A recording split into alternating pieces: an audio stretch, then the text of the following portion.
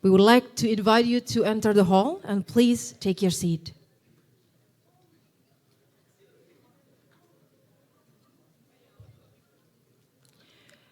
We would kindly advise for all delegates to switch the mobile phone into silent mode in order to avoid any interruptions during the event. Thank you.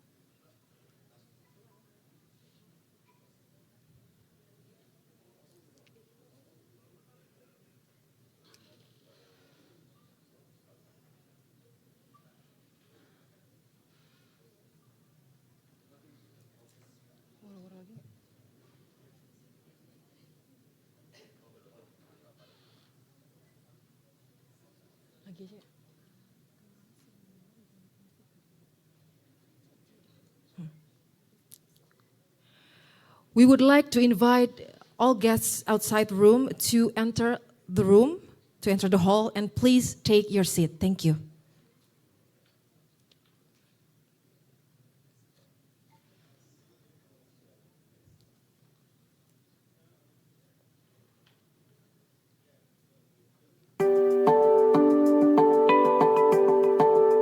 Law is the foundation that upholds the order of state life.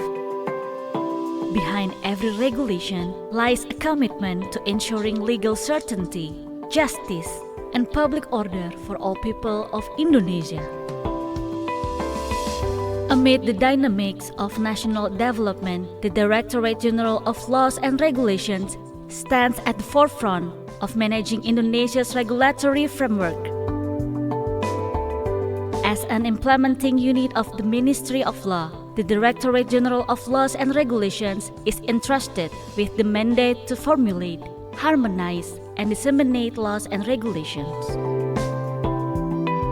Every draft regulation is examined thoroughly to ensure its alignment with Pancasila, the 1945 Constitution of the Republic of Indonesia, and the needs of society. In carrying out this mandate, the Direktorat Jenderal of Laws and Regulations is supported by a strong and integrated organizational structure. Led by the Director General of Laws and Regulations, the organizations comprise the Secretariat of Directorate General, the Directorate of Legislative Drafting, the Directorate of Harmonization of Laws and Regulation 1, the Directorate of Harmonization of Laws and Regulation 2, the Directorate of Harmonization of Laws and Regulation 3, the Directorate of Facilitation of Drafting of Regional Regulations and Regional Head Regulations, and the Development of Legislative Drafters, the Directorate of Promulgation, Translation, Publication, and Information System on Laws and Regulations, and the Directorate of Litigation and Non-Litigation on Laws and Regulations. Collaboration among directorates ensures that the regulatory drafting process is carried out in a comprehensive, systematic, and accountable manner. The Directorate General of Laws and Regulations serves as a key driver of national regulatory reform by introducing digital innovation, integrated legal services, and legal documentation that is fast, accurate, and easily accessible to the public. Through strengthening legal documentation networks, regional capacity building, and legal literacy, the Directorate General of Laws and Regulations ensures that regulations effectively serve the public. Transparency and access to information are core principles of its service.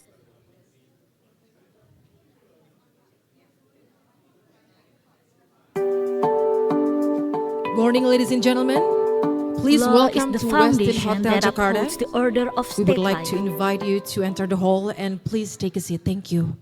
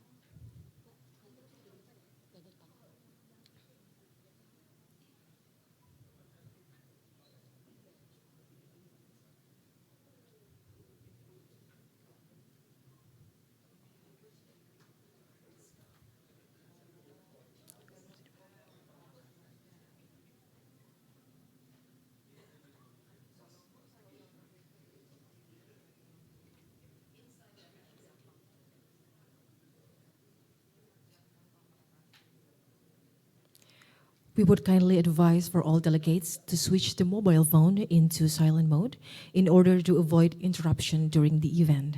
Thank you.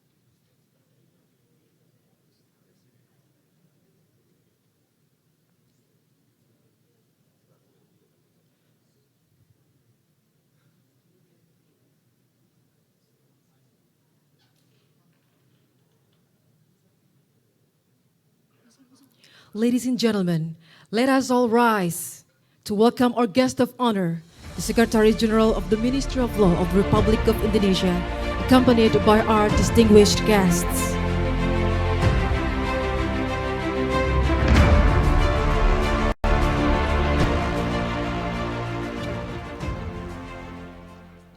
Ladies and gentlemen, please remain standing for Indonesia's national anthem, Indonesia Raya.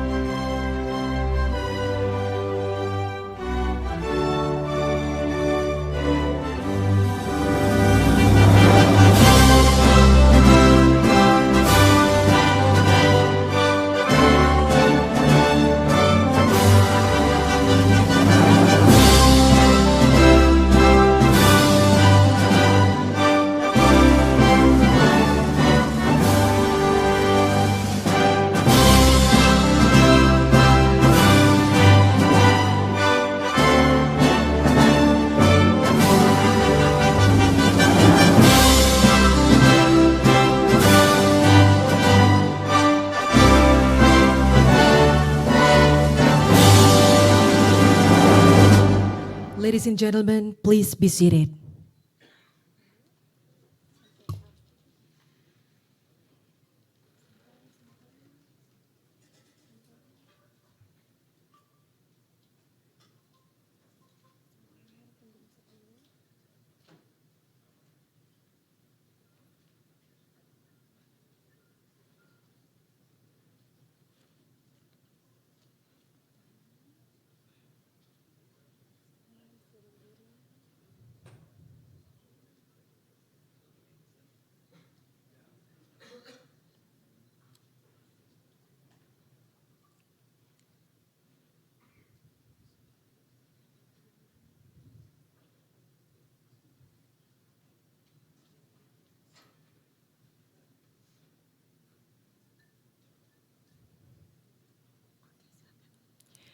The honored, the Minister of Law of the Republic of Indonesia, herein represented by the Secretary General of the Ministry of Law of the Republic of Indonesia, Dr. Niko Afinta.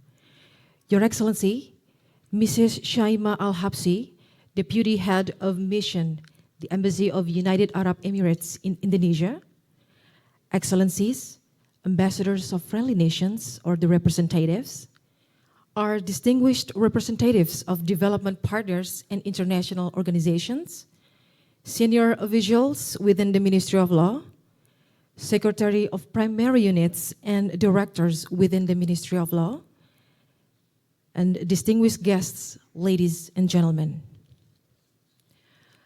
A very good morning, ladies and gentlemen. We would like to graciously welcome all our guests on a special event. Please welcome to International Partnership Forum on Strategic Cooperation, promoting regulatory reform, capacity building, and digitalization.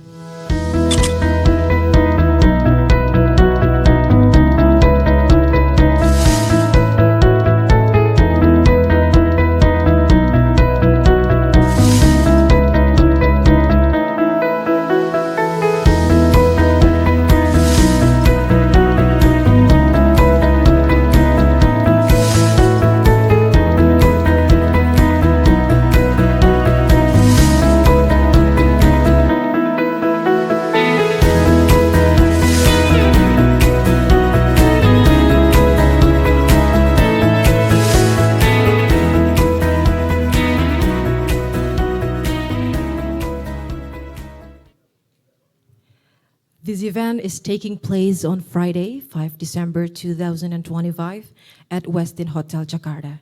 I'm Dini Arista, as your Master of Ceremony, will guide you through today's event.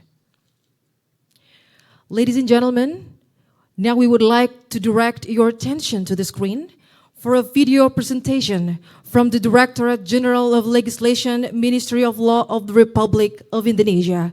Let's take a look.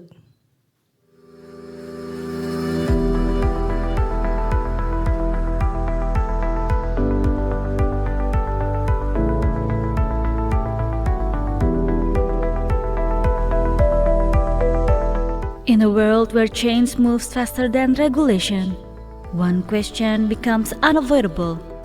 How do we build laws that keep pace with society, with technology, and with the future?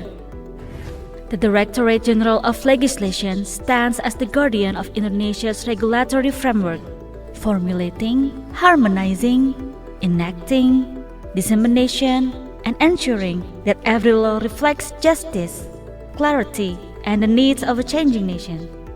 Indonesia today stands at a turning point with the implementation of a landmark criminal code and a criminal code procedure in 2026, and with growing expectation for transparency, efficiency, and accountability, our legal system enters a new era.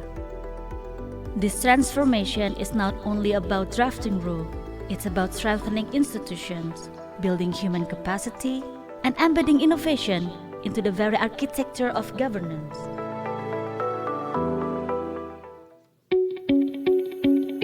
That is why we are developing a legal intelligence platform, a national regulatory ecosystem powered by technology, where the data is integrated, legal analysis becomes smarter, and policy decisions are driven by evidence, not assumption.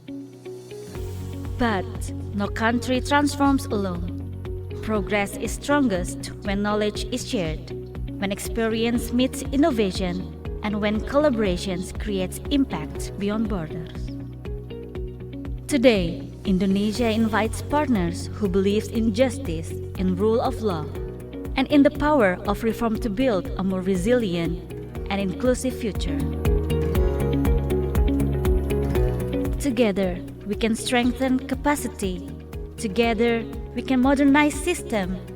Together, we can shape a legal framework that serves not only governance, but the people it exists to protect. The question now is whether change is needed, but how far are we willing to go to build a legal future that works? Together, we begin this journey in the International Partnership Forum on Strategic Cooperation, promoting regulatory reform, capacity building, and digitalization.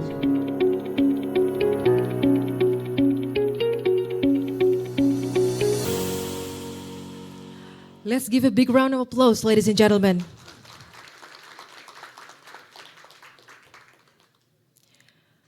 Ladies and gentlemen, now we would like to invite His Excellency Dr. Dhana Putra, the Director General for Legislation, the Ministry of Law of the Republic of Indonesia, to deliver his welcome remarks.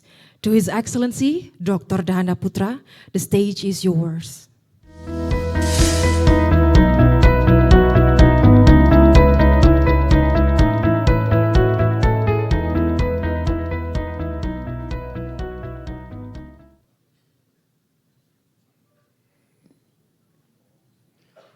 Bismillahirrahmanirrahim. Assalamualaikum warahmatullahi wabarakatuh.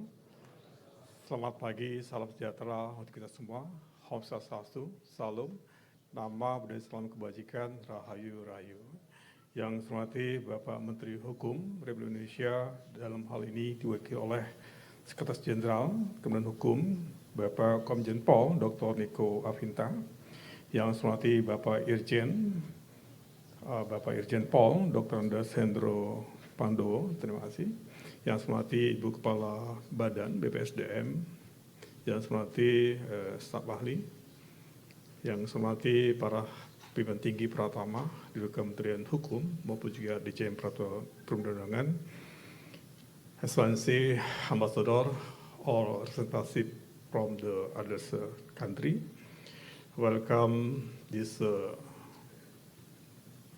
internal partnership. It is very, very crucial for my minister regarding to cooperation and share experience regarding that law.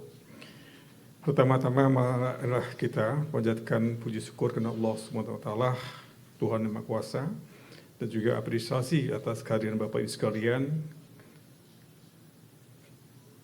kehadiran negara-negara sahabat dan organisasi internasional menunjukkan kuatnya komitmen untuk memperdalam kerjasama strategi dalam memperkuat sistem hukum dan tata kelola regulasi di tengah tantangan global yang terus berkembang. Sebagai kementerian yang memiliki suatu tusi yang sangat strategis dalam pembentukan peraturan perundang-undangan. Saat ini Indonesia memiliki komitmen dalam rangka untuk meningkatkan peraturan perundang-undangan yang berkualitas dan tentunya dapat meningkatkan tujuan pembentukan perundangan yang taat lazat maupun ada kemanfaatan. Dan tentunya hal ini menjadi suatu hal yang sangat strategis bagi Kementerian Hukum dengan tusi yang dimilikinya, yaitu dalam konteks penyusunan, perumusan, pelaksanaan dan juga harmonisasi peraturan perundang-undangan. Kalau bicara peraturan perundang-undangan ini, Indonesia memiliki 11 jenis peraturan perundang-undangan, baik konstitusi, TAP MPR, undang-undang, perpu sampai peraturan desa. Itulah jenis peraturan perundang-undangan. Nah, tentunya hal ini menjadi suatu tugas besar bagi Kementerian Hukum, khususnya dalam rangka untuk pembentukan peraturan perundang-undangan baik tingkat pusat maupun tingkat daerah. Bapak Ibu yang kami hormati, Indonesia saat ini berada pada posisi strategis di panggung global sebagai ekonom terbesar di Asia Tenggara dan mitra strategis di kawasan Indo-Pasifik. Peran Indonesia semakin penting dalam menjaga stabilitas kawasan memperkuat rantai pasok global, dan mendorong integrasi ekonomi regional. Partisipasi aktif Indonesia dalam forum-forum multilateral mencerminkan kontribusi Indonesia terhadap pembentukan arsitektur tata kerja global yang inklusif dan berorientasi masa depan. Dalam konteks dinamika internasional, Indonesia juga mendukung agenda global yang ditegaskan melalui tema dalam presidensi G20 Afrika Selatan, yaitu solidaritas, quality, dan juga sustainable. Semangat solidarity mencerminkan pentingnya kerjasama dan saling mendukung dalam menghadapi tantangan transnasional yang dampak pada lintas negara. Sedangkan prinsip equality menegaskan perlunya perlakuan yang adil, kesempatan setara, dan pengurangan disparitas, termasuk dalam pengembangan kebijakan publik yang responsif. Sementara sustainable mengingatkan kita akan pentingnya merumuskan kebijakan yang menjawab kebutuhan masa kini dengan juga menyiapkan untuk generasi mendatang. Prinsip ini selaras dengan komitmen Indonesia untuk memperkuat tata kelola regulasi yang transparan, inklusif, dan berorientasi jangka panjang. Bapak Ibu yang kami hormati, alhamdulillah Indonesia sudah menjadi bagian dalam lingkup Organization for Economic Cooperation and Development atau OECD.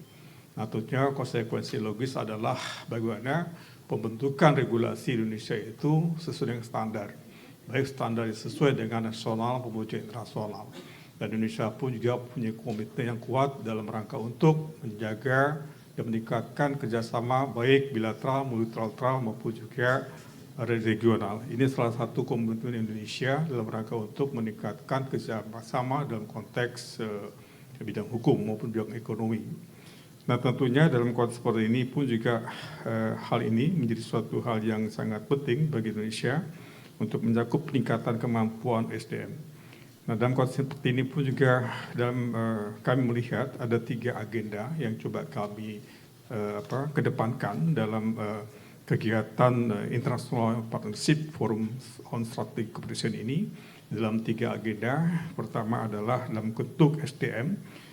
Jadi kalau dalam konteks penguatan kapasitas SDM dan institusi regional, penguatan ini tidak hanya mencakup peningkatan kemampuan SDM dengan pemikiran kritis analitis serta pemahaman terhadap berbagai pendekatan regulasi. Karena memang kebetulan di Jem Peraturan Perundang-undangan ini sebagai unit, sebagai pembina perancang peraturan perundang-undangan. Jadi kalau kita lihat jumlahnya cukup besar, 2.200 perancang di tingkat pusat dan daerah. Namun demikian dari segi jumlah ya kementerian lembaga saat ini kurang lebih ada kementerian 48, lembaga 44. Jadi ada 92 kementerian lembaga yang diampuh oleh Kementerian Hukum dalam rangka pembentukan produk hukum.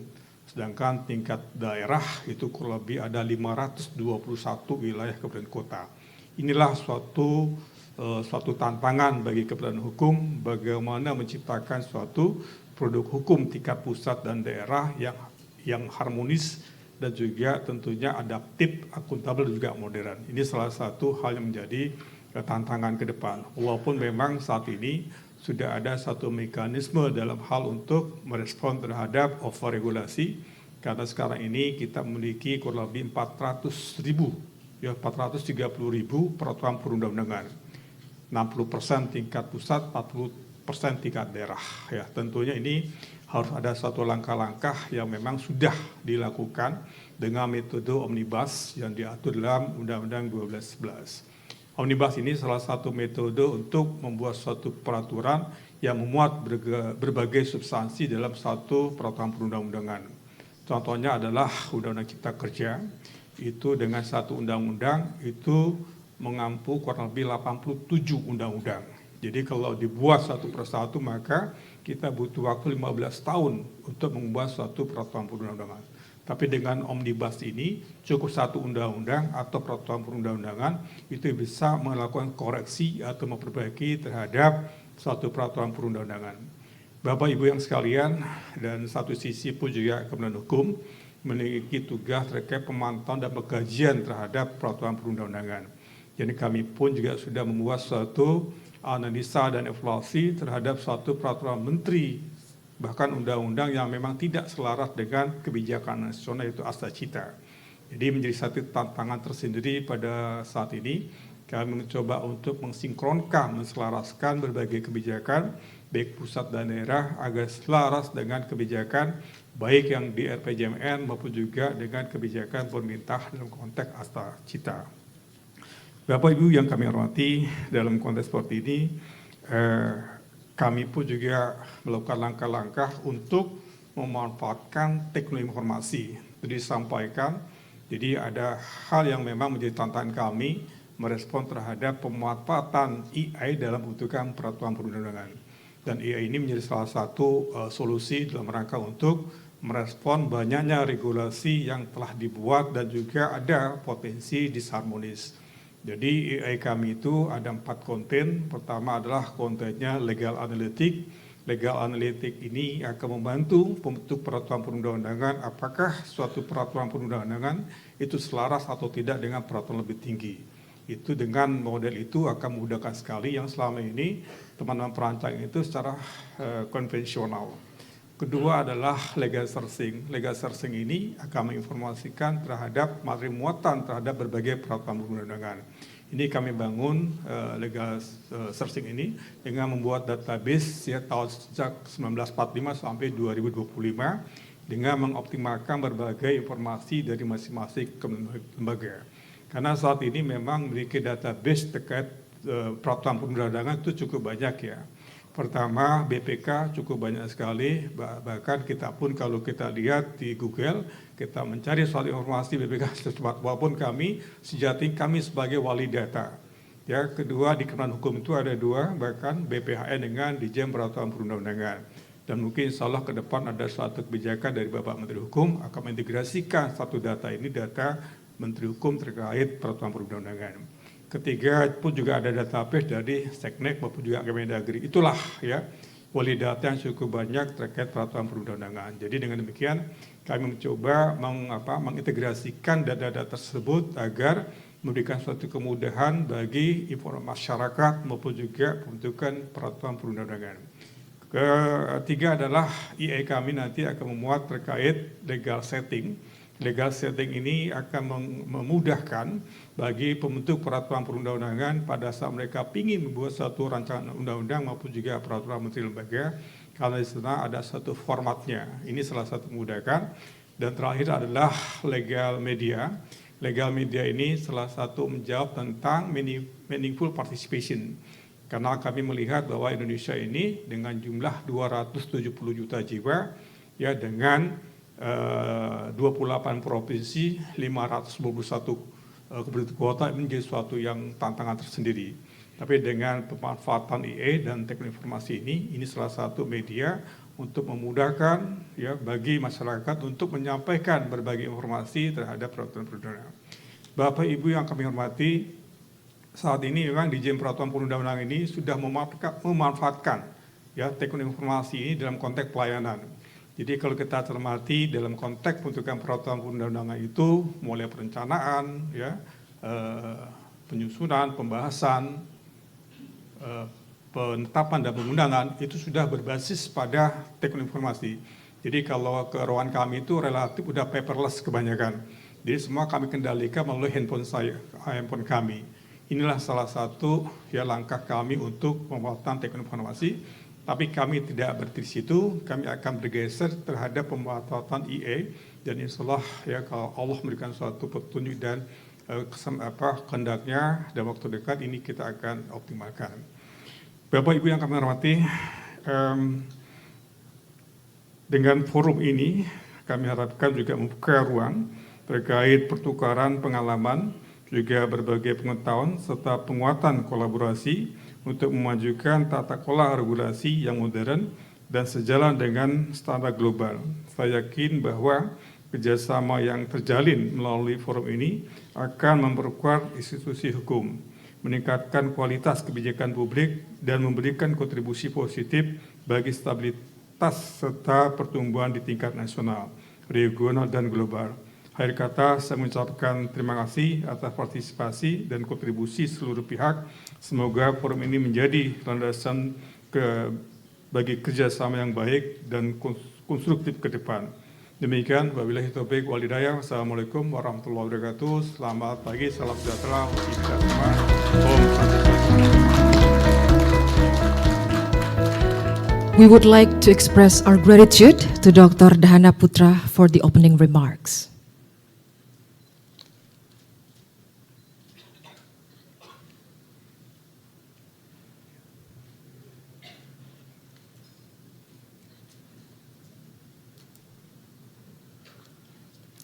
Ladies and gentlemen, the Direktorat Jenderal of Legislation, the Ministry of Law of the Republic of Indonesia, has established cooperations with friendly nations and also international organizations to support the development of high-quality legislation in Indonesia. At this time, we would like to invite representatives from our partner countries, the United Kingdom and Japan International Cooperation Agency, to deliver their testimonials on the implementation of these cooperations with the Directorate General of Legislation. First, we would like to invite the Japan International Cooperation Agency, Ms. Eriko Kikuchi, Chief Advisor on Legal Reform, to deliver a testimony. Please join me and welcome Ms. Eriko Kikuchi.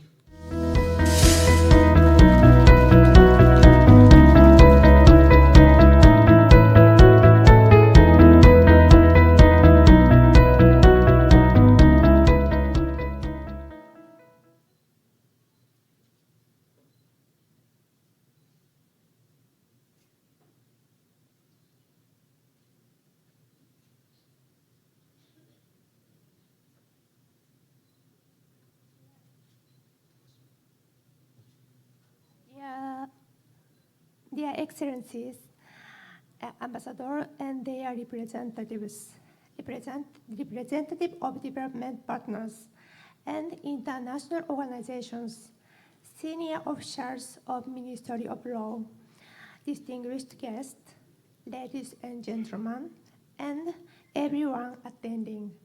Good morning. Thank you for inviting me to this wonderful forum today.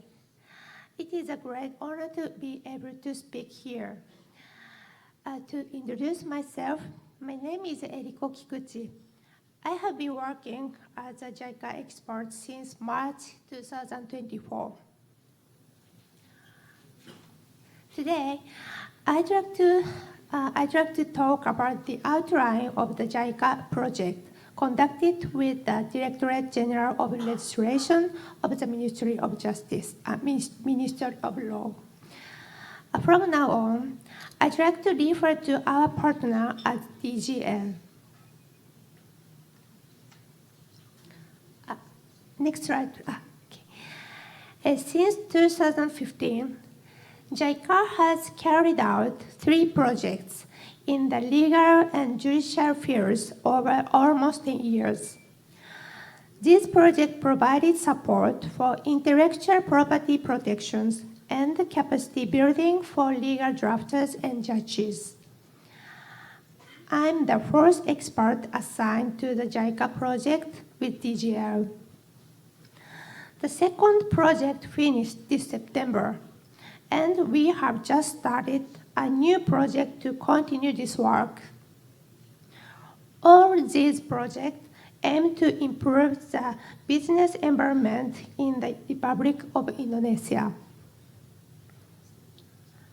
By the way, why we and DGL formed a partnership? It is because legal frameworks are extremely important elements for safe business operation. But unfortunately, in Indonesia, sometimes inconsistencies may exist between laws, which can block effective and appropriate commercial transactions. Therefore, JICA has provided a support to improve this situation.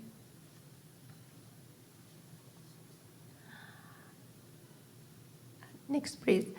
As you know, legal reform is not a one-time operation. As society changes, amendments become necessary.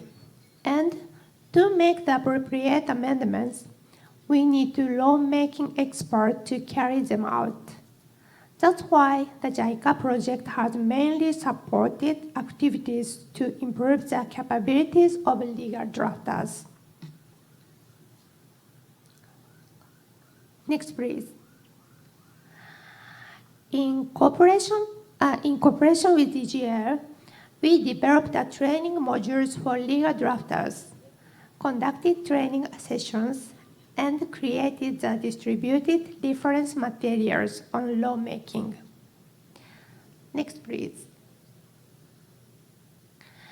And one of the major achievements of our collaboration with DGL is the compilation of a question and answer book inspired by the legislation book used in drafting laws and regulations in Japan. This is the book for formulating the central laws. This. Next, please. The slide of the Q&A book for regional, please.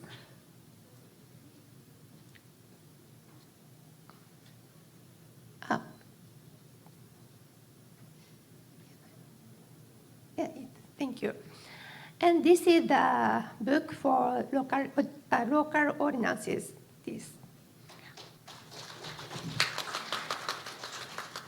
We have distributed these books for all ministries, local governments, regional offices, and other relevant organizations. We are very proud to hear that the legal drafters in DGL and other institutes consider these books very useful, and that has become their guidebook for carrying out their daily tasks. We expect all legal drafters to check these books at all times. Next, please. And here is a type of drafter training we conducted in the second project. Next, please. The important thing is that in our project, many young legal drafters have taken an active part in creating materials and conducting training sessions. With their participation in these activities, they acquired further knowledge and skills. I'm very confident that their activities have given a stronger foundation to Indonesian law drafting. Next, please. Additionally, we invited DGL's members to Japan once a year to learn about Japan's lawmaking process and specific legal systems. Of course, we Japanese also learned from them about the Indonesian legal systems and lawmaking mechanism. These were very great experience for us too. And most importantly, we established and enhanced the personal connection between Indonesia and Japan through many exchanges held between the delegation and Japan's Ministry of Justice and related agencies.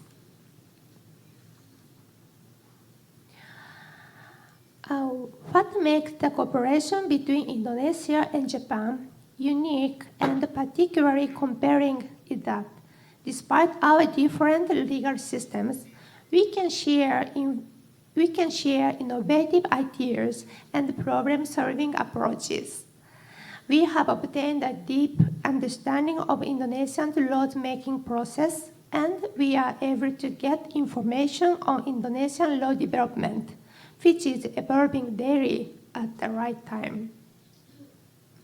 Furthermore, through the project, we can learn about the background and underlying concept of Indonesian law development. The experience of thinking together with the Indonesian people and looking for solutions has been a highly beneficial and valuable opportunity for us as well. Now, Japanese government considers this project to be very important. This is because support for legal framework development not only bring great benefit to Japanese companies, but also further enhances the relationship of trust between two countries. So for this reason, JICA and DGL will implement a new project over the next 3 years.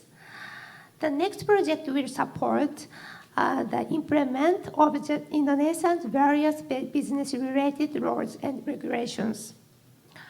In partnership with DGL, we will promote activities sharing Japan's experience and expertise to assist in building an environment where business can operate more safely and actively in Indonesia, a country attracting global attention.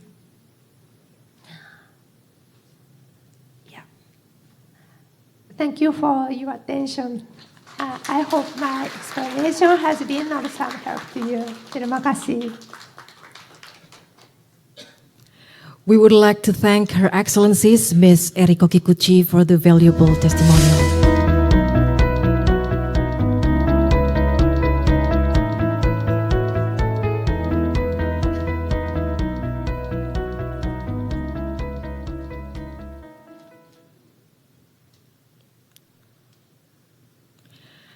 Next, we would like to invite our colleague from the United Kingdom, Her Excellencies Ms. Zoe Diane, Head of Regulatory Reform, UK Mission to ASEAN, to deliver a testimony. Please join me and welcome Ms. Zoe Diane.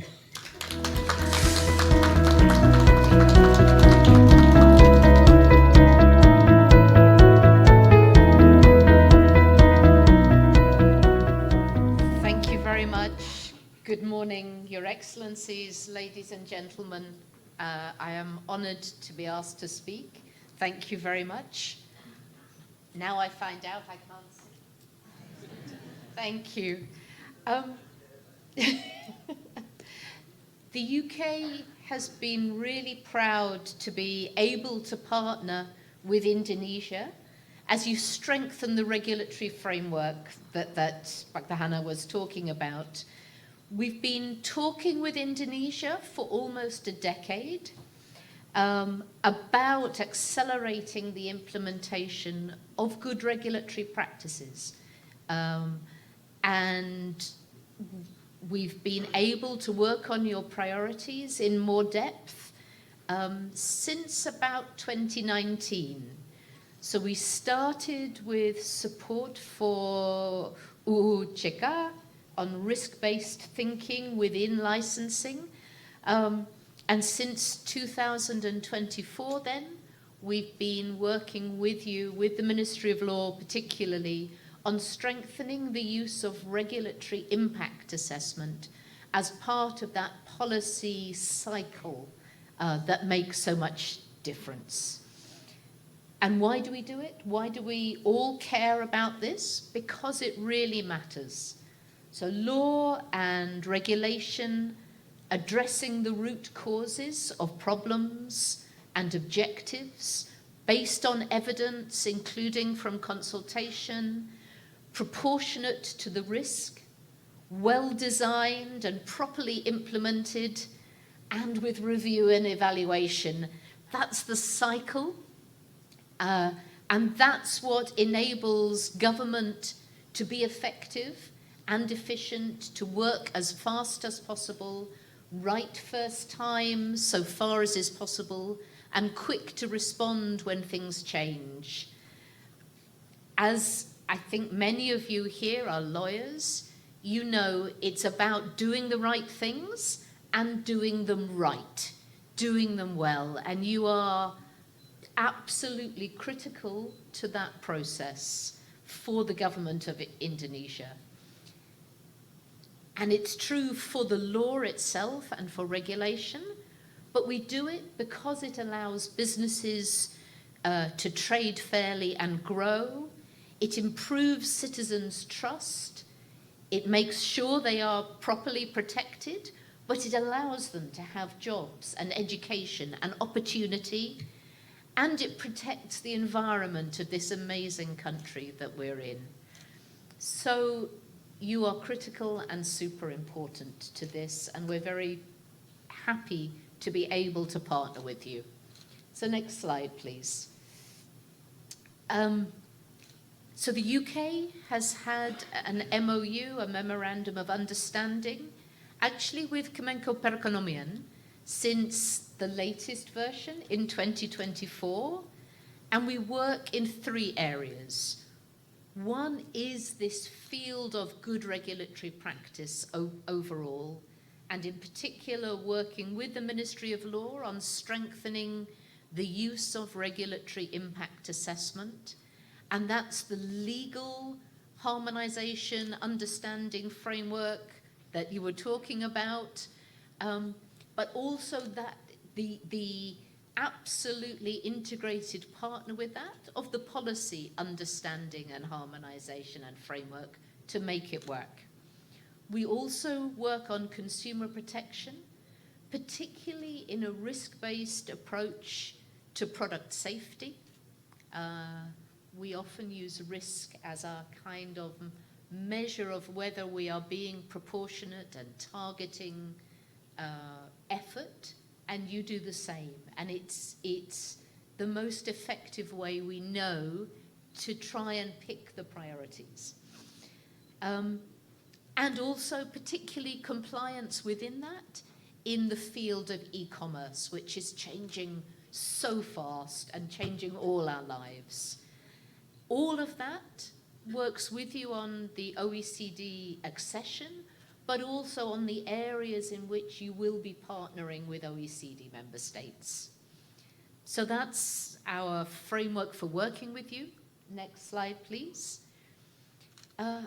So much of government policy is implemented through law, and the Ministry of Law has a central role, the central role, coordinating that legal law regulation making process. I know with Bapanas and Setneg and coordinating ministries and line ministries, but you have the role, and we felt the passion as you do it, to promote this evidence-based policy making across government.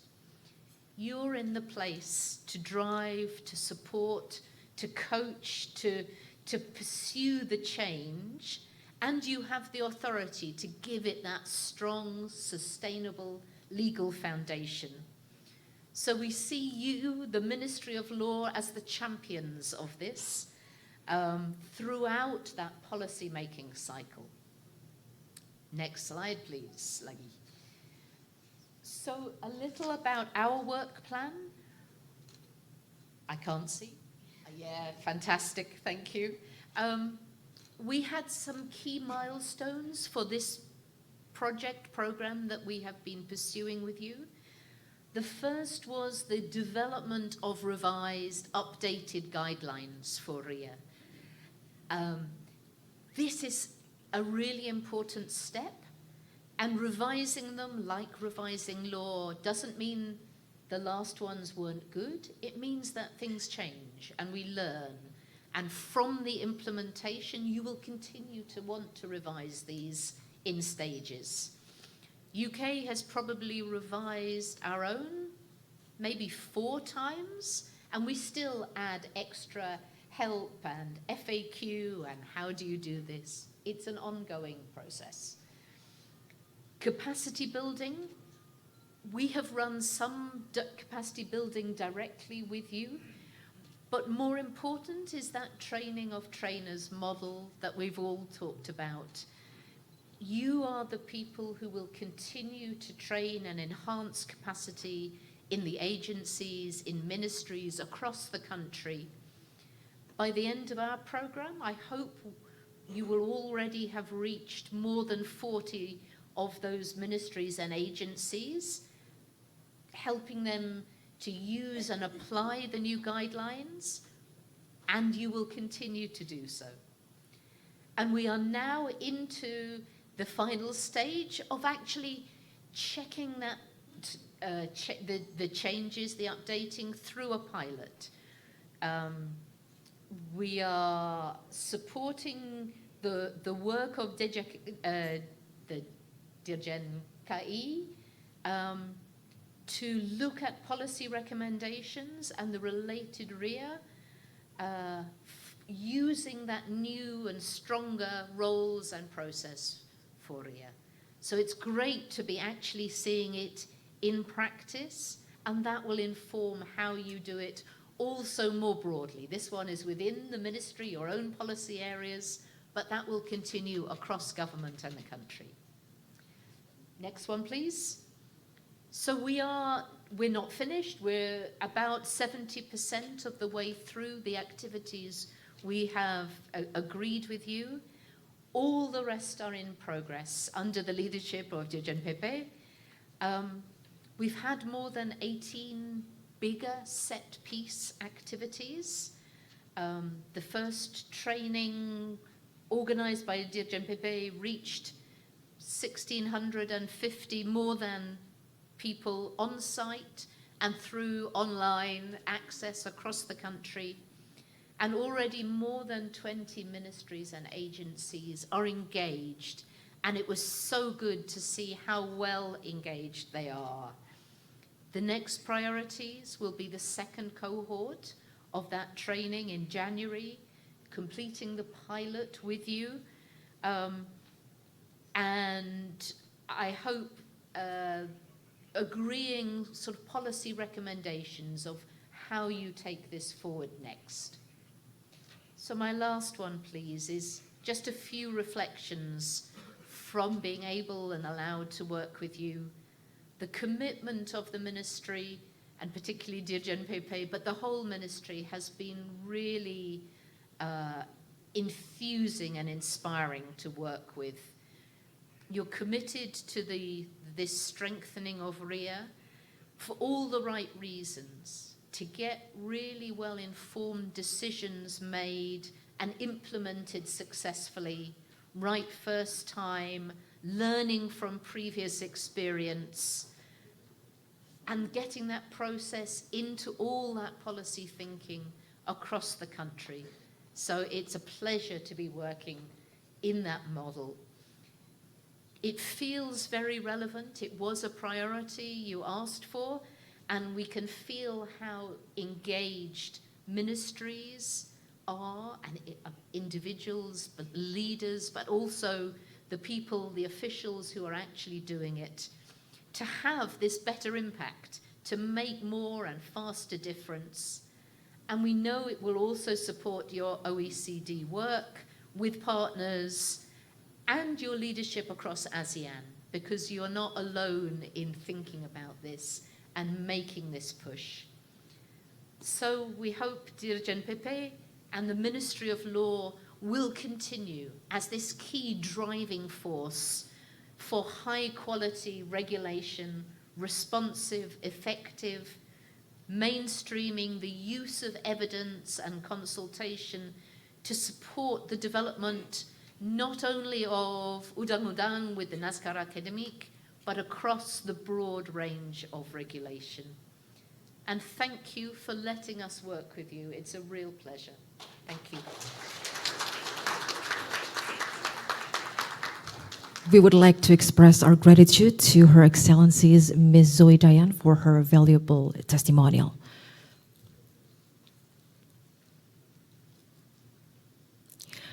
Ladies and gentlemen, now we will proceed to the main agenda, the presentation on proposed cooperation from Direktorat Jenderal of Legislation, the Ministry of Law, to friendly nations, development partners, and international organizations. These initiatives aim to strengthen the legislative development ecosystem, enhance capacity building, advance digital transformation, and also promote the modernization of Indonesian national legal framework. We would like to invite Mr. Daniel Agusdinar, representing the Direktorat Jenderal of Legislation, to take the floor.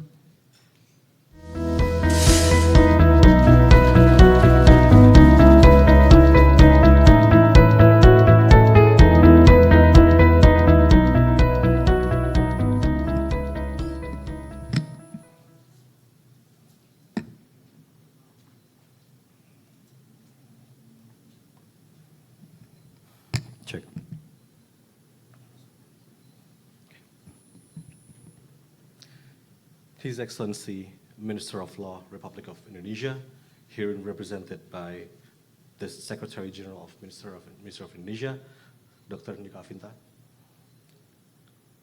Mrs. Shaima Al-Habsi, Deputy Head of Mission, the Embassy of United Emirates Arab, His Excellency, Director General of Legislation, Dr. Dana Putra, Excellencies, Ambassadors, and representatives of foreign missions, distinguished representatives of development partners and international organizations, senior officials of the Ministry of Law, secretaries of primary units and directors, ladies and gentlemen.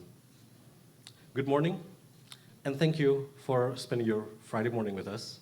My name is Daniel Agus Dinar, and it is my honor to welcome you to the International Partnership Forum on Strategic Cooperation, promoting regulatory reform, capacity building, and digitalization, hosted by the Directorate General of Legislation. Before we begin our session today, allow me to share briefly a personal story, one that reminded me the true value of collaboration. About a year ago, when I was pursuing my LLM degree in New York University School of Law, I was appointed as the teaching assistant, and I was assigned to deliver a presentation on interesting places to visit in New York City. As someone who had only lived there for only a couple months, pardon me, my knowledge about New York was certainly limited. I knew Times Square, I knew Central Park, but those are places that everyone already know. Fortunately, I was partnered with a classmate. Her name was Kushi. What began as a simple discussion quickly unfolded into a 5-hour session of exchanging ideas, building on each other's insights, and discovering places that I never knew even existed. Essex Market, Chelsea Market, the Strand Bookstore, the Festival, and many more. And then we made the presentation. We even add little details on how to go to those places and the route, so that the new LLM students are getting their easy time to go to the places. After we delivered the presentation, our classmates were so intrigued, to my surprise, that they asked us to accompany them to visit one of these places. And we chose the Southern District of New York Court, an opportunity that I would never, ever imagine of going there alone by myself, had I not discussed this topic with Kushi. And we gained easy access to the district court because Kushi already knew a professor who happens to be the judge in the courthouse. So naturally, we asked the professor, and he approved. We went there, and it was really fun. Afterwards, we went to Brooklyn Bridge, and we took pictures. It became one of the core memories of my LLM years in NYU Law. In that moment, it became clear to me that making the list, completing the task, doing the job myself is important. But what's even more important is collaborating, combining perspectives, expertise, and networks. Those took us even further than any of us could have gone to. And that is, Excellencies, is precisely why this forum matters. Indonesia is currently undergoing one of the most important moments in its legal development. The pressures of global digital transformation, the rise of AI in lawmaking, and the need for coherent, modern, and responsive regulations require us to reform, and reform decisively. But no country, not one country, regardless of size or capability, can address these challenges by themselves or alone. International cooperation no longer becomes optional. It is absolutely essential. Today, Indonesia seeks not only to learn from the best, but also to contribute actively to shared global knowledge. The Directorate General of Legislation stands as the guardian of Indonesia's regulatory framework. In this role, we envision a legal ecosystem where Indonesia and its partners share experiences, exchange expertise, and build solutions together. We pursue this vision through 3 strategic priorities or pillars. The first priority is developing world-class human capital. As we know, the legislative drafters are the architects of a nation legal system. Without capable, forward-thinking human capital, even the most well-designed reforms cannot take root. We aim to build a generation of legislative drafters who are technically sophisticated, globally connected, and committed to continuous learning. In this regard, we propose through joint training programs, exchange of expertise, mentorship from partner countries, and co-designed modules on modern legislative tools. Indonesia and its partners can examine together emerging issues such as meaningful public participation, evidence-based policymaking, regulatory impact analysis, cost-benefit analysis, and other analytical tools like the Rockefeller method. These collaborations create shared understanding and shared standards. The priority number 2 is legislative digital transformation. Indonesia faces pressing challenge where regulatory data fragmentation and with each ministry hosts its own database. With limited interoperability and no shared metadata standards, this makes cross-sector coordination slow and efficient. In the era of digital governance, this gap cannot remain. Thus, we propose the development of a national legal intelligence platform, as already described by His Excellency Dr. Dahana Putra, a modern AI-based foundation capable of integrating the ministry regulation databases, enabling deep and precise legal research, detecting normative conflicts automatically, and generating documents according to national standards, and lastly, providing real-time dashboards to monitor the ongoing lawmaking process. This platform represents not only national priority, but a powerful opportunity for international cooperation. Together, we can shape standards, methodologies, safeguards required for a digital legal ecosystem in one of the world's largest democracies. As already presented before, partners like Japan and South Korea have already begun this journey with us. JICA in capacity building for legislative drafters, and KOICA in supporting the development of Indonesia's legal information system, inspired by South Korea's experience. We believe that many more of you can be part of this story. And we move on to the priority number 3, that is the implementation of Indonesia's new criminal code. In 2026, Indonesia's criminal code, or KUHP, and the Criminal Procedural Code, or KUHAP, will officially take effect, ushering a new era of our justice system. These laws represent the culmination of decades of national aspiration, a shift from retribution to restorative justice, from a state-centered approach to a system centered on human rights and human dignity. For the first time, victims' rights are placed at the core of criminal legal process.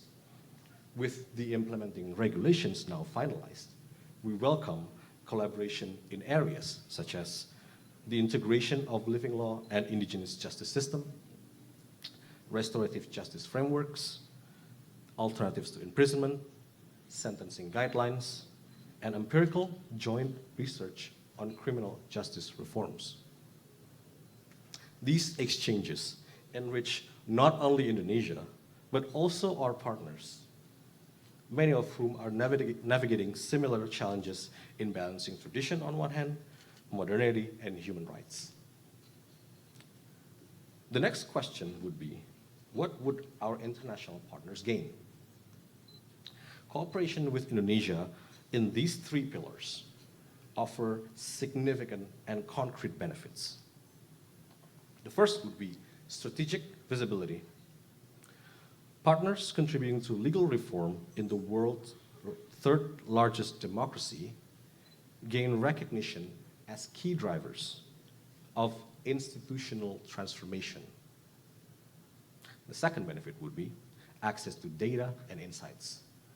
Collaborators receive transparent, evidence-based progress reports and insights that may inform similar reforms in their own countries. The third is the contributions to SDG 16. Joint work advances global commitments to peace, justice, and strong institutions. Number 4, joint research and co-creation of legal innovations. Partners can engage in substantive collaborative research, particularly in criminal law and digital governance, benefiting from Indonesia's unique socio-legal context. And lastly, unique exposure. Engagement with Indonesia offers a first-hand access to diverse and dynamic regulatory ecosystem, spanning more than 17,000 islands, 38 provinces, and multitude of legal traditions.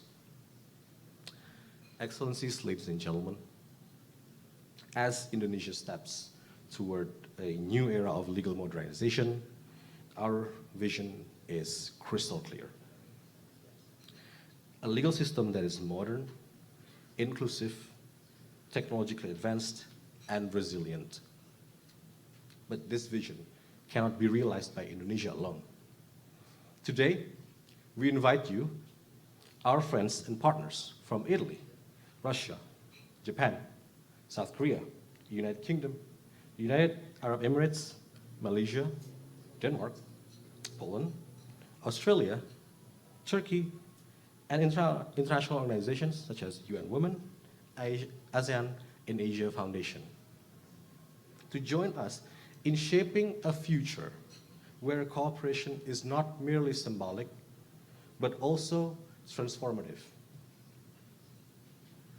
Together, let us build a legal foundation that strengthens our institution, empowers our societies, and contributes meaningfully to the international community. Indonesia welcomes you with open arms. We are ready to walk this path with you toward a legal system that serves not only our nation, but also sets a positive examples for the world. Thank you.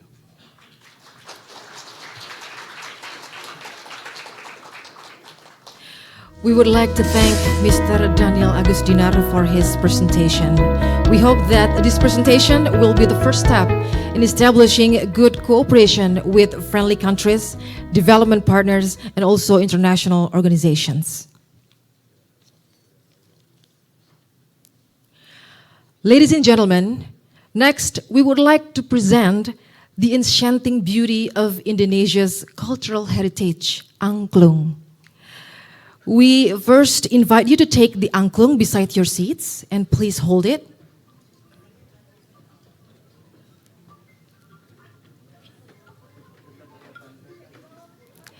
Yeah, angklung, the instruments you are holding right now, is a traditional Indonesian bamboo instrument, an expression of harmony, unity, and also the timeless spirit of our archipelago. We kindly invite all distinguished attendees in this room to participate in playing the angklung together. And now, please welcome a special angklung performance by Saung Ujo.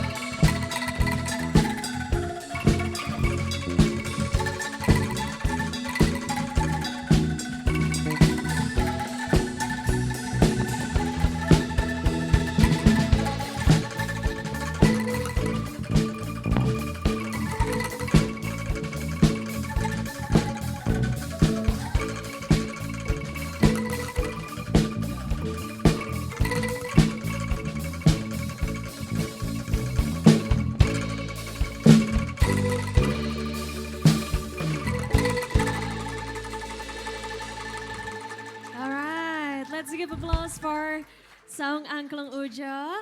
So, good morning, Excellencies, distinguished guests, ladies and gentlemen. It's true that this morning we're going to invite all of you to play the angklung together. Have you ever played angklung before?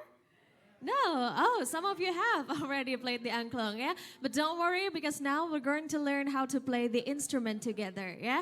But first of all, please let me introduce myself. My name is Amel. People in Saung Angklung Ujo usually called me with Teh Amel or Teteh. Teteh means sister in our Sundanese language. And now, are you ready to play the angklung? Ready, thank you. Now, before we actually play the angklung, first please take a look at the angklung. There we can find a couple bamboo tubes, a big tube and a small one. Let's now put the big tube on your right side and the small one on your left. Yes, and then you put your left hand in the middle part of the angklung like this, and then your right hand below. So one above and one below, and now shake your right hand right to the left as strong as possible. Very good. Should we try stronger, please? Lebih keras. Excellent. Thank you very much. All right, ladies and gentlemen, with all due respect, the way you shake the instrument was correct, as strong as possible. But remember, shake it with only your right hand, not the whole body, yeah? You don't have to shake the whole body. Once more, your left hand straight and shake it with your right hand, right to the left. Good, stronger. Excellent. Thank you very much. Now, let's play a short sound. Yeah, short sound. Follow me like this. Short, short, short, short. Together. Short, short, short. Good. Keep going.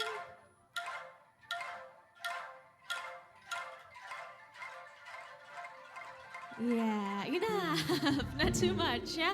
All right, now again, let's play the short sound, but only 3 times. Short, short, short. Let's start in 3. 1, 2, 3. Short, short, short. Oh, there's a little bonus. Once more, only 3 times. 1, 2, 3. Short, short, short. Good. Now, second sound. We'll play a long sound, but you must see my hand over here. If my hand open, please shake the angklung, but when it close, stop shaking the angklung. Ready? Ready. Watch my hand carefully. 1, 2, 3. Long sound. Stronger. Now stop. Again. And stop. Lagi. Stop. Good. Lagi. Stop. Keep going.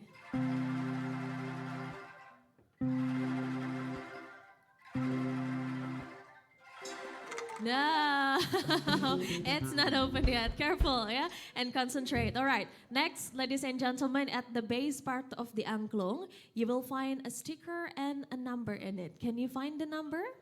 Yes, there will be angklung number 1 or 2, 3, 4, 5, 6, 7, and the last number is 1 with a dot. So there are 2 kinds of angklung number 1.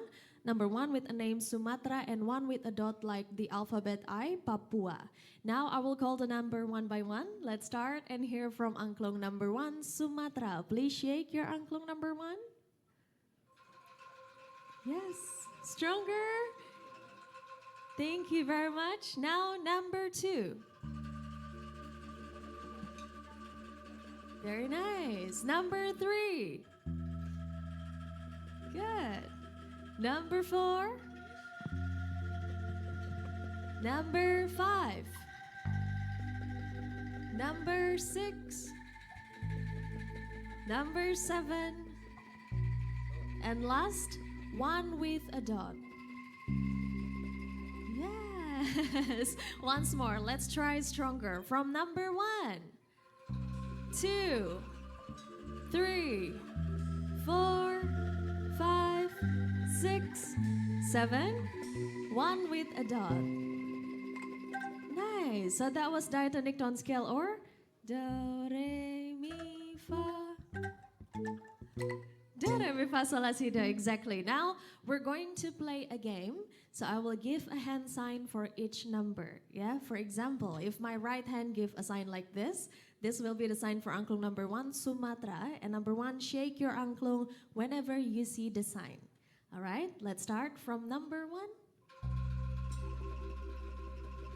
Remember your sign. Now, number 2. If you're holding angklung number 2, then remember this sign. Number 3. This is your sign.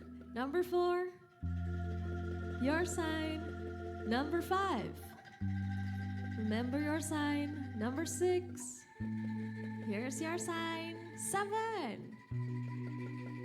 Now, 1 with a dot. This is your sign. All right, have you remember your sign? Yes, some of you still haven't remembered the sign. Yeah, don't worry. Now I will repeat one more time, but after this I will not mention the number. Yeah, let's start again from number 1, 2, 3, 4, 5, 6, 7, 1 with a dot. From above, 1 with a dot. 7, 6, 5, 4, 3, 2, and 1. All right, how about now? Have you remember your sign? Yeah, if you still couldn't remember the sign, don't worry. In the sticker, you can also find a hand picture. Ya, di dalam stiker juga ada contekannya, Bapak Ibu. So if you forget, you can always see through the sticker. Now, I will give the sign without mentioning the number. Yeah, get ready. Start from angklung number. Nice.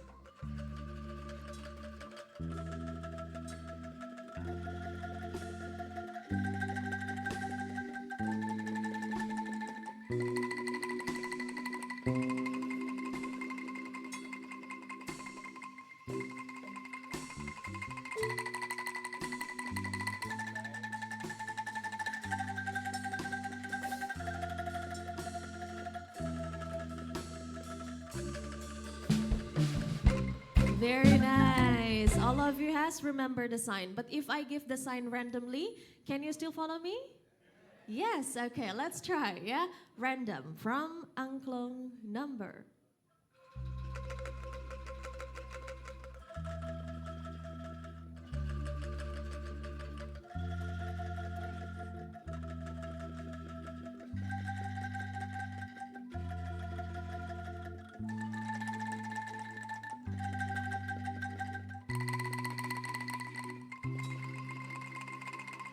Very good.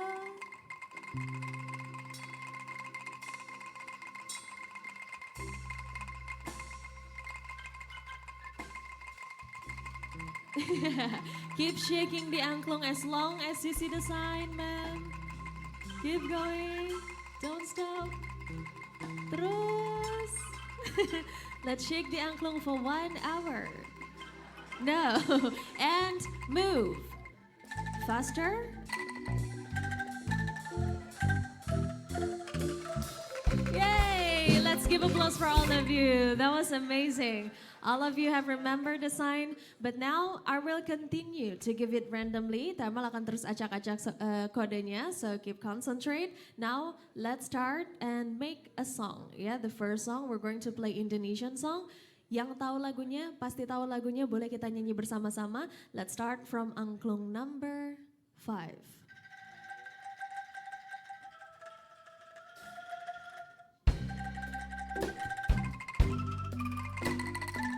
A bit fast.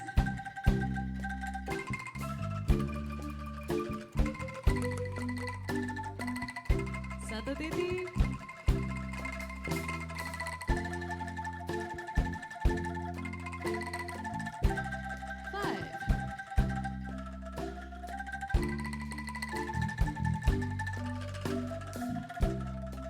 Siap-siap.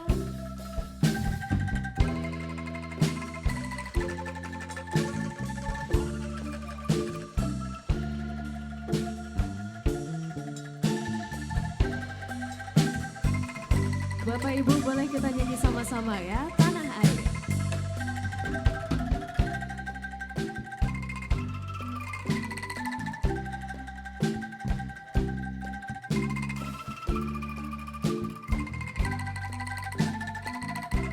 satu titik.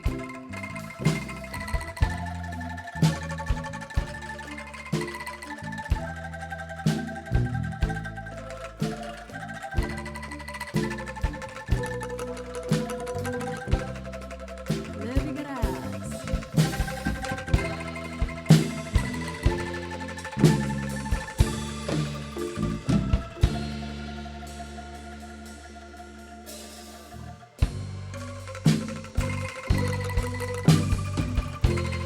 Boleh kita berikan tepuk tangan. Let's give applause for all of you. Wow. Now we have played a song, ya. Satu buah lagu dari Indonesia. Mau main lagu lagi? Do you want to play more? Yes, all right. Now we will try to play international songs so all of us can sing together. But also my hand will move a little bit faster, ya. Sedikit lebih cepat. Let's start from angklung number 5.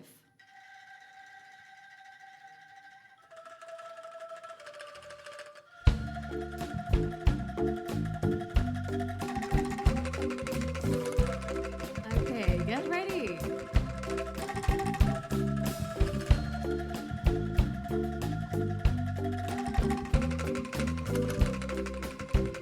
Siap, cepat. Number 2.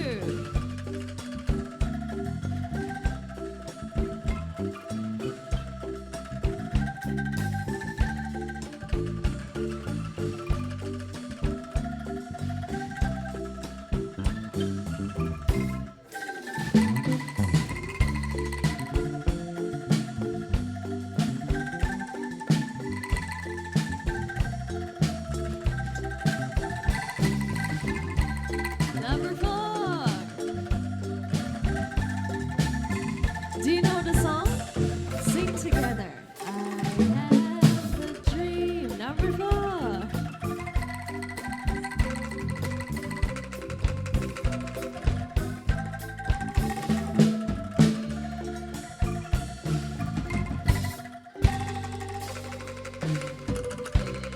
Yeah. Yay! Once more, give applause for all of you. That was amazing, yeah? Now we have played 2 songs for the third song. For the third song, I will play a song by, is it Michael Jackson? Yes, yeah.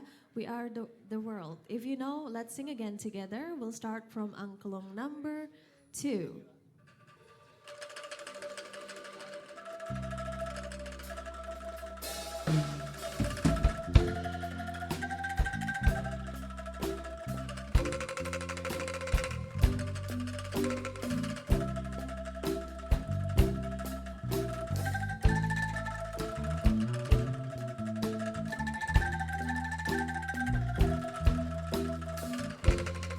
Four.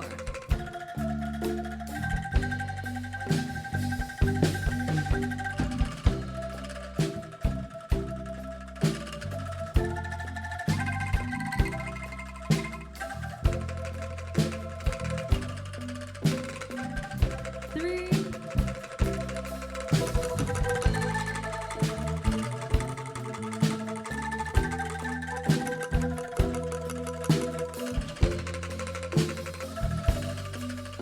Everyone, let's sing along.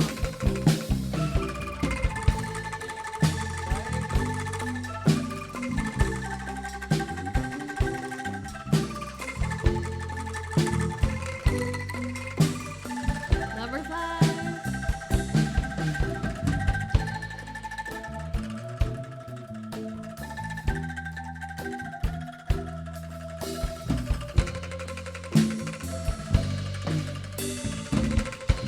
Wow, amazing. Now all of you is an angklung musician. Third song, how about now? Have feel your muscles yet? Yeah? Can you still play? We will play one last song ya kali ini untuk merayakan keindahan harmoni angklung. But on this song I would like to invite, please stand up together to all of you, to ladies and gentlemen. Please, kali ini Tema akan mengundang Bapak Ibu untuk berdiri bersama-sama. I would like to invite all of you to stand up and sing to this beautiful song again. Okay.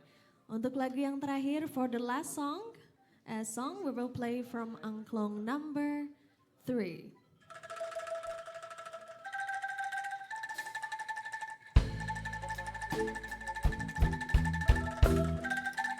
Number 6.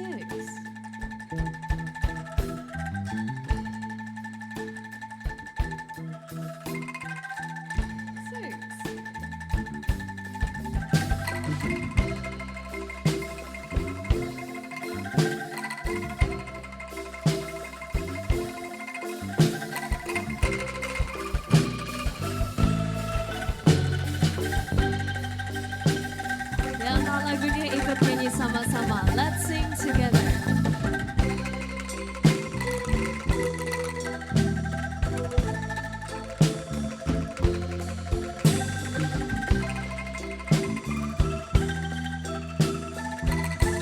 Number 6.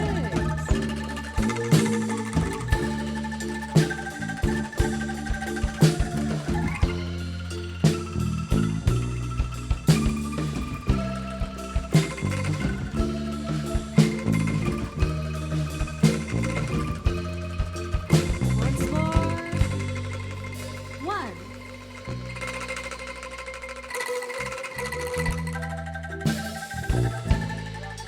Again, number 3.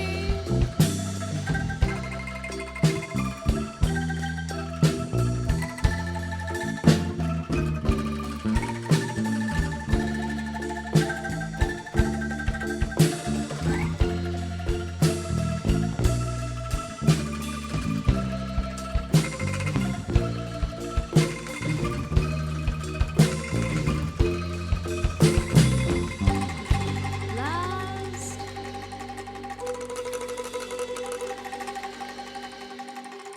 Now, ladies and gentlemen, please shake all your angklung together. Bunyikan angklungnya sama-sama semua. Thank you very much, and you may back to your seat. Kami persilakan untuk kembali ke tempat duduknya masing-masing. Wow, baik.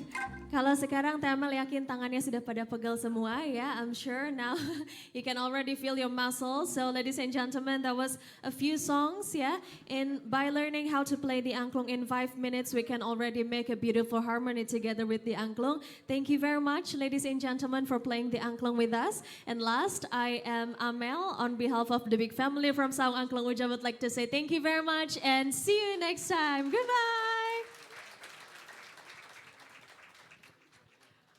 What an amazing performance by all distinguished guests together with Saung Angklung Ujo. We hope this will be a memorable moment for all of us. And once again, please give a round of applause for Saung Angklung Ujo and all of us. Okay. Ladies and gentlemen, we would like to inform you that you may have the angklung as the souvenirs and you may bring it home. Okay. Yes, you can bring it home. Okay. All right, ladies and gentlemen, it gives me a great pleasure to invite graciously the Honorable Dr. Niko Afinta, the Secretary General of the Ministry of Law of the Republic of Indonesia, to deliver his speech. Please, Dr. Niko Afinta, the stage is yours.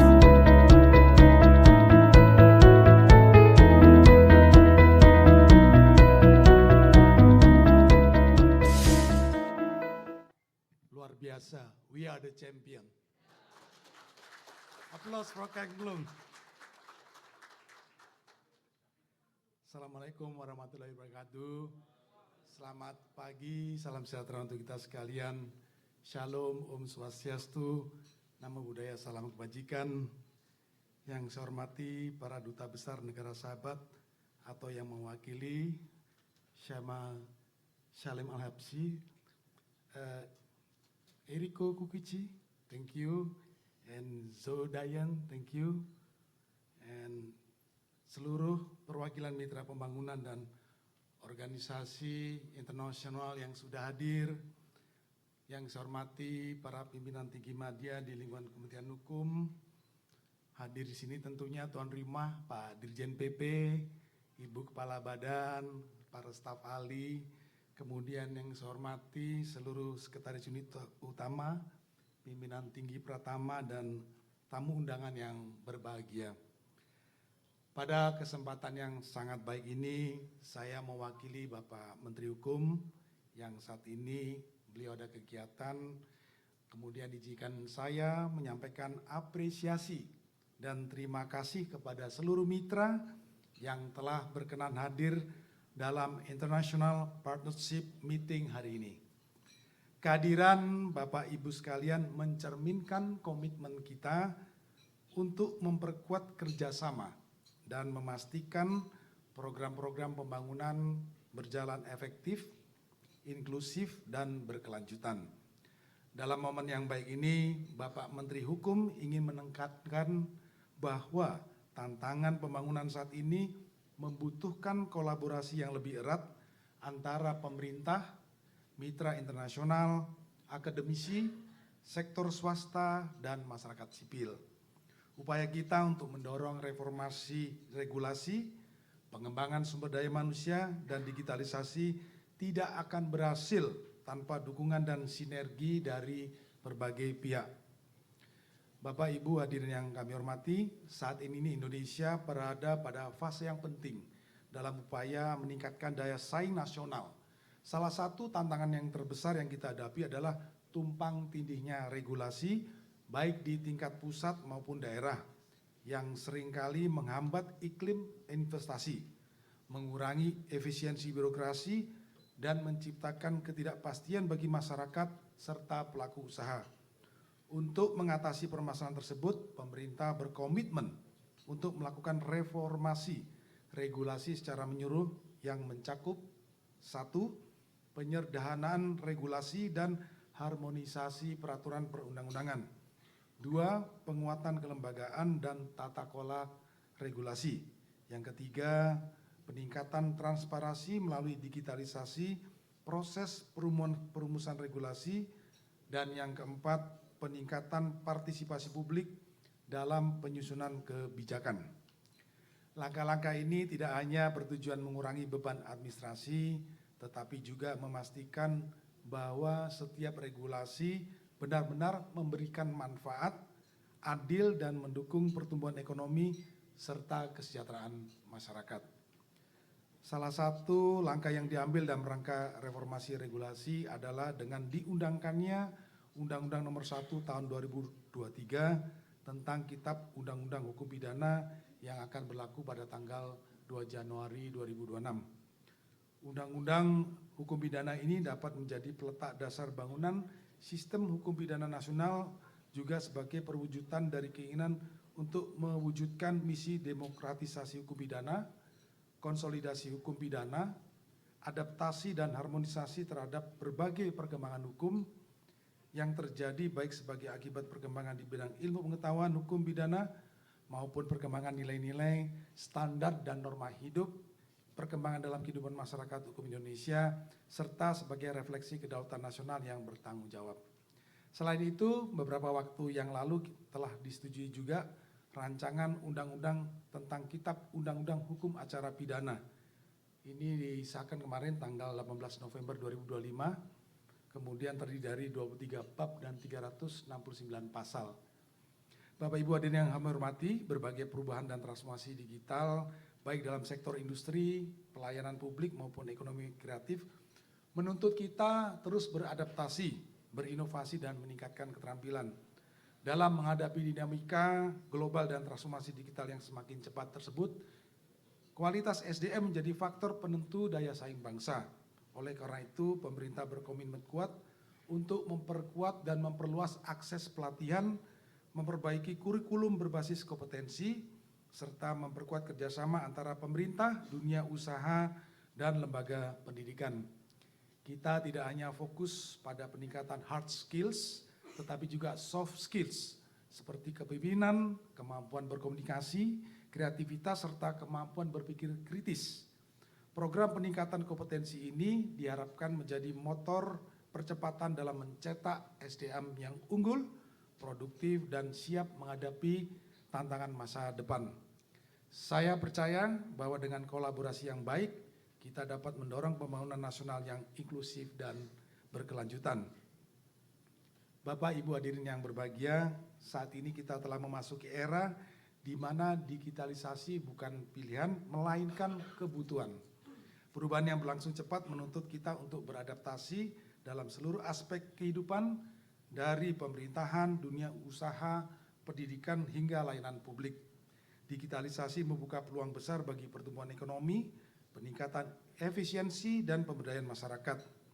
Pemerintah berkomitmen memperkuat 3 landasan utama transformasi digital.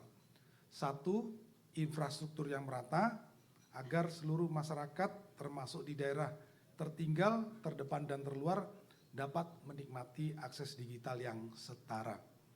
2. SDM yang kompeten melalui pelatihan sertifikasi, penguatan talenta digital dari usia dini hingga profesional, dan yang ketiga, ekosistem inovasi. Hal ini dilakukan dengan mendorong kolaborasi antara pemerintah, industri, akademisi, dan komunitas untuk mengembangkan solusi digital yang aman, inklusif, dan berkelanjutan. Bapak, Ibu, hadirin yang kami hormati, kami berharap melalui pertemuan ini dapat 1. Memperkuat koordinasi antara pemerintah dan para mitra internasional agar program-program yang dijalankan selaras dengan prioritas nasional. Yang kedua, meningkatkan transparansi dan akuntabilitas dalam pelaksanaan program. Yang ketiga, mengidentifikasi peluang kolaborasi baru yang lebih inovatif dan berdampak kepada kedua negara. Dan yang keempat, menyusun strategi bersama untuk mempercepat pencapaian target-target pembangunan. Sebagai penutup, izinkan saya kembali menyampaikan apresiasi yang sebesar-besarnya kepada seluruh mitra, perwakilan negara sahabat, dan perwakilan organisasi internasional yang telah menunjukkan komitmen luar biasa dalam mendukung agenda pembangunan nasional. Kolaborasi yang terjalin selama ini merupakan bahwa tantangan global hanya dapat kita hadapi melalui kerjasama, saling percaya, dan semangat kemitraan yang kuat. Kami percaya bahwa pertemuan pada hari ini akan menjadi dasar yang kokoh untuk langkah-langkah strategis ke depan. Pemerintah berkomitmen untuk menjaga transparansi, meningkatkan efektivitas program, serta memastikan bahwa setiap dukungan yang diberikan benar-benar memberikan manfaat bagi masyarakat, terutama kelompok yang rentan. Semoga pertemuan ini membawa energi positif dan memperkuat tekad kita untuk terus bergerak maju. Mari kita lanjutkan usaha bersama ini demi pembangunan yang inklusif, berkelanjutan, dan berkeadilan bagi seluruh rakyat Indonesia. Terima kasih. Saya akhiri. Assalamualaikum warahmatullahi wabarakatuh. Om Santi Santi Santi Om. Selesai. Berkenan dengan hormat Sekretaris Jenderal Kementerian Hukum untuk tetap di tempat. Dan selanjutnya kami juga mengundang Bapak Direktur Jenderal Peraturan Perundang-undangan, Bapak Dr. Dahana Putra, untuk naik ke atas panggung memberikan cenderamata untuk perwakilan partner kerjasama Direktorat Jenderal Peraturan Perundang-undangan.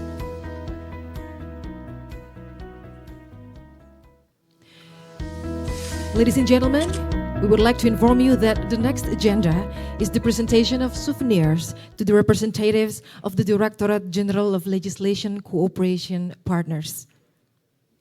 We would like to invite the representatives of the Direktorat Jenderal of Legislation Cooperation Partners, the United Kingdom, Her Excellencies Mrs. Zodayan, and also the Japan International Cooperation Agency, Ms. Eriko Kikuchi, to go on the stage to receive souvenirs from the Ministry of Law of the Republic of Indonesia.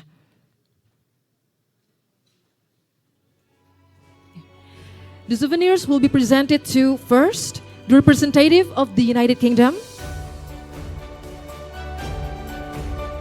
Next, the representative of Japan International.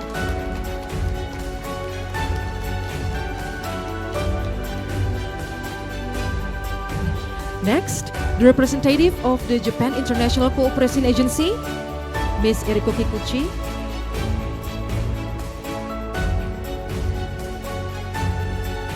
Okay, we would like to invite all guests on the stage to take photos together.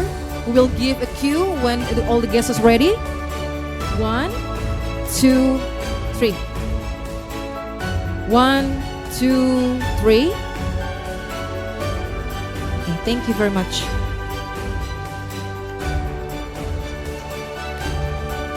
Thank you to our Honorable Secretary General and His Excellencies.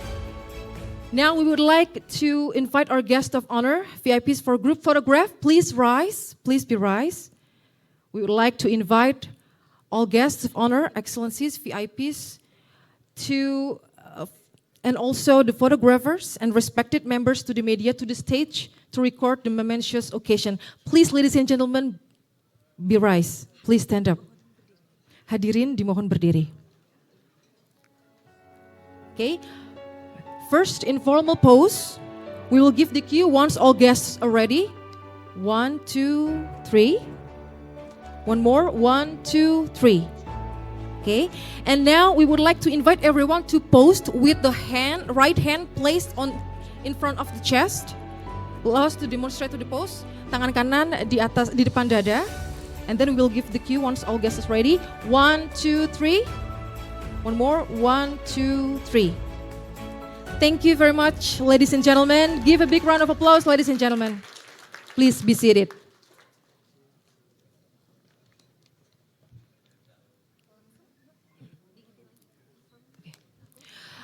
Baik Bapak Ibu hadirin, sekali lagi kami informasikan bahwa angklung yang saat ini dimiliki oleh Bapak Ibu masing-masing itu menjadi souvenir yang dapat dibawa pulang oleh Bapak Ibu masing-masing ke rumah. We would like to inform you that you may have the angklung and take it back to your home. Thank you very much. That concludes our International Partnership Forum on Strategic Cooperation. This morning, we would like once again to thank our distinguished guests. Our heartfelt gratitude goes to all participants, including representative of friendly nations, development partners, and also international organizations, for your presence, support, and also contribution to the success of today's event. We hope that event brings meaningful benefits and further strengthens cooperation among our institutions and our countries in the future. Thank you and good day.